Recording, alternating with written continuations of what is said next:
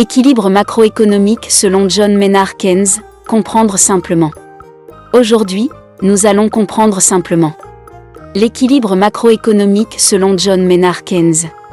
En macroéconomie, l'équilibre est atteint lorsque l'offre globale est égale à la demande globale.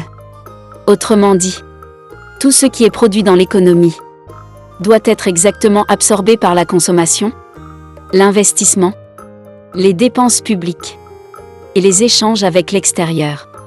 Mais attention, cet équilibre ne se présente pas de la même façon, selon le type d'économie.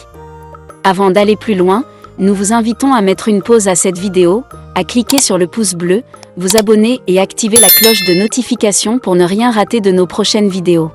Si vous êtes intéressé par plus d'apprentissage, veuillez cliquer sur le lien en description de cette vidéo pour vous inscrire à la prochaine session de notre formation en économétrie et technique quantitative.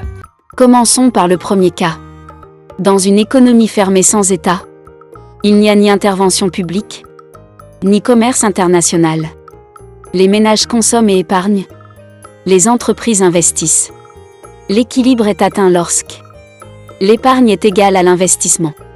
Cela signifie que l'épargne des ménages finance directement les projets d'investissement des entreprises. Passons maintenant au deuxième cas. Dans une économie fermée avec État, le gouvernement intervient à travers les impôts et les dépenses publiques. L'équilibre n'oppose plus seulement épargne et investissement, mais aussi recettes et dépenses publiques. L'économie est équilibrée lorsque l'épargne et les impôts financent l'investissement privé et les dépenses de l'État. Ici, le budget public devient un véritable outil de régulation économique. Troisième situation. Dans une économie ouverte sans État, le pays échange avec le reste du monde, mais sans intervention publique. Les importations et les exportations entrent alors en jeu. L'équilibre est atteint lorsque l'épargne nationale et les importations financent l'investissement et les exportations. Le commerce extérieur influence donc directement le niveau d'activité économique. Enfin, le quatrième cas. L'économie ouverte avec État. C'est la situation la plus réaliste aujourd'hui. Elle combine le secteur privé, l'action de l'État et les échanges internationaux. L'équilibre macroéconomique est atteint lorsque l'épargne, les impôts et les importations financent l'investissement, les dépenses publiques et les exportations.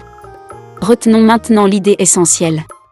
Chez Keynes, l'économie ne s'autorégule pas automatiquement. En période de crise ou de déséquilibre, l'État doit intervenir pour stabiliser l'activité, soutenir l'emploi et corriger les déséquilibres macroéconomiques. Si cette explication vous a aidé à mieux comprendre la macroéconomie, n'hésitez pas à liker, partager et vous abonner pour plus de contenu pédagogique. Si vous êtes intéressé par plus d'apprentissage, veuillez cliquer sur le lien en description de cette vidéo pour vous inscrire à la prochaine session de notre formation en économétrie et technique quantitative.